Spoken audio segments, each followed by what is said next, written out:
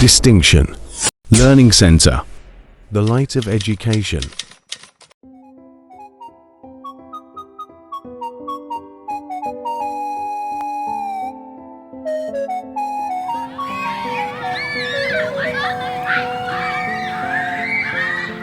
The Life Changer by Khadijat Abubakar Jali. Khadija has a BSc education in mathematics. She's Boutique Afrique CEO and an entrepreneur. Khadija Abubakar Jali has a husband and kids. Chapter 1. They were waiting for Daddy. We were. I paused outside their door. The laughter was cheerful. It was also infectious. It began as a silent chuckle, then slowly it turned into a mirthful but stilted giggle. Now, it had finally transformed into a full-fledged chortle. I stopped a while to listen. My plan was not to eavesdrop.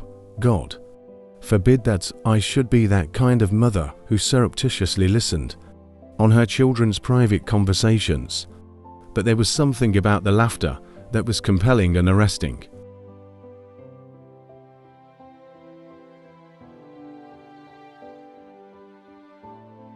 Bint, my 5-year-old daughter, appeared to be the narrative voice. She was telling her two sisters the story of her classroom encounter with their meddlesome social studies teacher the previous week.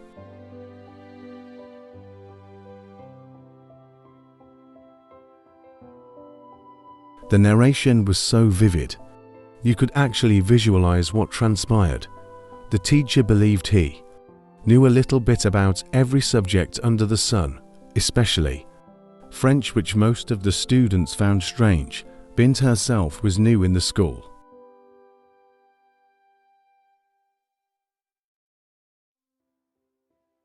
French was an optional subject, even at this level of primary school education. We, however, encouraged her to take the option, since we believed that language acquisition at an early age came relatively easy and with minimal effort. And, in any case, French was second to English at the ranking of international languages, we reckoned.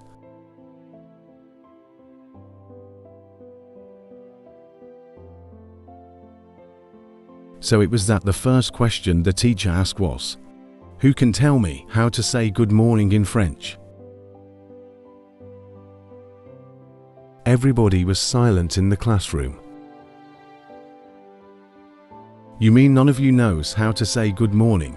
Hesitatingly, not without trepidation, Bint raised her hand. "Yes," he pointed at her. Slowly, she stood up. "What is your name?" the teacher asked. "My name is Bint." "So, tell us, Bint, how do you say good morning in French?" "Bonjour," Bint said. "That's very good," the teacher said, speaking English.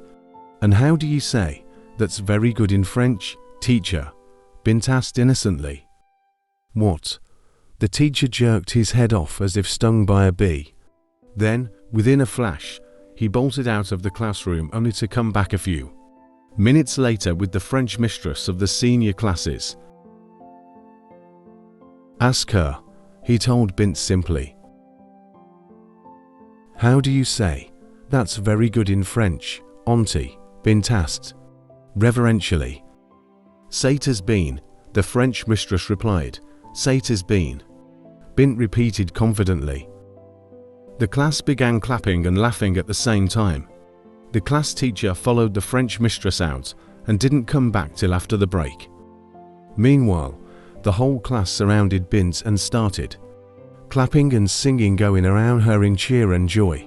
They seemed to have known instinctively that Bint was destined for bigger things. Who else but a genius would ask a question the teacher could not answer? "I got them, I really got them, Bint." was saying excitedly to her siblings, I found myself laughing silently. Before I got carried away, I let myself unobtrusively into the room. They were used to my impromptu barging. One reason I used to go in unannounced was to keep them on their toes where issues of personal hygiene were concerned. The second reason was that we were used to keeping each other company. These formed the rationale for my periodic checking of their room to ensure that they learned the basic norms of maintaining the cleanliness of their room at an early age and to get used to my presence. My own grandmother used to tell us, when we were young, that what you teach a child is like writing on a rock, and when dried, it would be difficult to erase. I seldom miss an opportunity to make them see the lesson in an experience. They learned to respect my opinion over most of their matters, and I tried not to be unnecessarily didactic when it came to correction or giving instructions. This cemented our mutual trust. I am so proud of you, Bint, I said, as I wedged myself between Bint and Jamila, her immediate elder sister. They were all seated by the edge of the bed and looked up at me, as if my intrusion had all along been anticipated. Thank you, Mummy, Bint said as she nestled even closer to me. She was my last child and consequently the darling of the entire family. My first child was Omar. He was the first child and only male. Between Omar and Bint there is such great affinity that no one dared frown at her intransigence, no matter how great, if he was around. And all of them called me Mummy. They didn't call me Mama, a title every child in my community used for their mother. They couldn't call me Ummi, which was my name at home, which incidentally also meant Mummy. It actually translated to my mother in Arabic, because I was named after my paternal grandmother.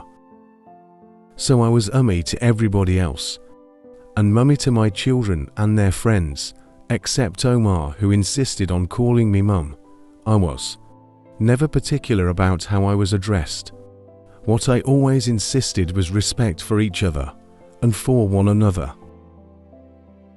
Listen, young girls, all Malam Salihu was trying to do was to practice his small French, thereby trying to perfect it. You should give him a break. Moreover, he is humble enough to accept that he does not know. Another teacher would frown his face and tell you, au revoir means welcome, whether you like it or not. Your knowledge to the contrary would mean nothing to him. But au revoir means goodbye until we meet again, Mummy. Bint was quick to point out. I know, my dear, but if the teacher is angry, he can tell you any word means whatever he wants it to mean. That would not be fair. It is also not fair to push your teachers beyond what they know. They are the ones who act as if they know everything, Mummy. When our conversation got that animated, my children seemed to forget that I was also a teacher. I never bothered reminding them. The spontaneity of the discussion was what made it interesting, and if you attempted to interrupt, you would destroy the flow of the discussion. Tima, my second child, opened her mouth to say something and paused. Just then, there was this loud knock on the door. Before he was asked to come in, Omar pushed open the door and jumped on me. I made it, Mum, I made it. His sisters all stood up as one and began asking, what did you make? I made it to the university, dears, Bint. Your big brother is a university student. They screamed and shouted and ululated. The news came as a pleasant surprise to them, and especially to me. Nobody knew where Omar was going when he left home earlier that morning. To say the truth, he was looking rather Anxious when he came to greet me in the morning, he was dressed in blue jeans and white shirt. His skin-cut hairstyle contrasted beautifully with his sideburns, which he kept clean and trim. He had always been a precocious child. To look at him, you would think he was well into his 20s, but Omar was just 18. My singular thrill with Omar was that he was always decently dressed and clean. This pleased me beyond measure. Now, I was even more pleased when he thrust the admission letter from Joint Admissions and Matriculation Board to me. The board was popularly known by its acronym, JAMB. Indeed, even at my time, it was not inconceivable that there were some undergraduate students who never knew what the acronym stood for, let alone now. Anyhow, I took the letter and read it. My son was given admission to study law at the Congo campus of Ahmadu Bello University, Zaria. This was exhilarating. This was all his father dreamt of. My husband had wanted to read law himself, but Providence dictated. He read accounting. Big brothers, what course did they give you? Tima, my first daughter, and therefore Omar's immediate younger sister, asked, "Look here, young lady. Call me with respect. To you and everybody in this house, except Mum and Dad, of course, all of you should now call me my learned brother. In the school, we call each other my learned colleague, so, since you are not my colleagues, you call me my learned brother. Indeed, this is called running before learning to crawl." Tima laughed. "Can you hear yourself?" Jamila said to her brother. "Just call yourself Omar Esquire," Tima said. "Mum, your daughters are plain jealous." Indeed, Tima managed to muster all the affectionate sarcasm in that single word. "Big brothers, congratulations," Bint said, turning to her brother to give him a hug. "Thank you, my dear. For you, there is an exception. Call me whatever you want, but those belligerent sisters of yours, let me just catch them calling my name anyhow. We will take them to court." They all burst into laughter. "Wow, I am really so happy for you. Let your father come home. There would be a grand celebration today," I said tactlessly. I knew my utterance was tactless because as soon as I said that, my face was besieged by 8 expectant ears, all wanting to know what I had in mind, and how the celebration was going to be and when. "First, let us wait for your father's return. He closes at 5 o'clock in the evening and arrives home later. You know that his is the only bank in this community." "It's okay, Mum, but tell your children, especially that Blabbermouth called Tima, that nobody should tell Dad about this admission. Before me," Omar said. "Why is that?" I asked. "He promised to upgrade my Torchlight phone to a smart Android phone." "That's not true, Mum," Tima said. "There's no way Daddy would promise him smartphone while he leaves us with this Torchlight phone," Tima's protest elicited. Such laughter that for a moment I forgot what the bickering was about. "Mum, you see plain jealousy, envy. That's what's stopping Tima from growing tall." I allowed them to chastise one another a while before ruling that whatever their father's decision would be, either on the celebration or on the purported phone purchase, would have to wait till the owner of the house arrived. All I asked is that nobody should rush to tell him beforehand. Omar repeated his request. "Okay," I said. "Nobody would be the one to tell him first. As soon as he arrives, You would go and tell him the good news yourself. Thank you, Mum. You are welcome, Omar. The room was getting stuffy because we did not turn on the fan. What was I saying? We did not have light for 2 days now, and the generator was in need of repairs. Let's go outside and sit under the mango tree in the courtyard, Jamila said, wrenching the words out of my mouth. It is very hot in here. We trooped out and went to the courtyard. White plastic chairs were already there and Bint and Jamila began dusting them with an old piece of clothing. Mummy. Yes, Bint. What is it? I want to drink Zobo. I can buy that for everybody, Omar said. Tima, bring 5 bottles of Zobo. Bring the money first. Omar turned to look balefully at me. You see, Mum, Tima does not even trust me. I just sat there smiling. When it comes to money, Omar, Tima said, do you, even you, do you trust yourself? I sure do. How many times did you take my Zobo without paying? That was different. I was not an undergraduate then. Now, you were talking to a potential lawyer. See, young girl, you'd better watch it.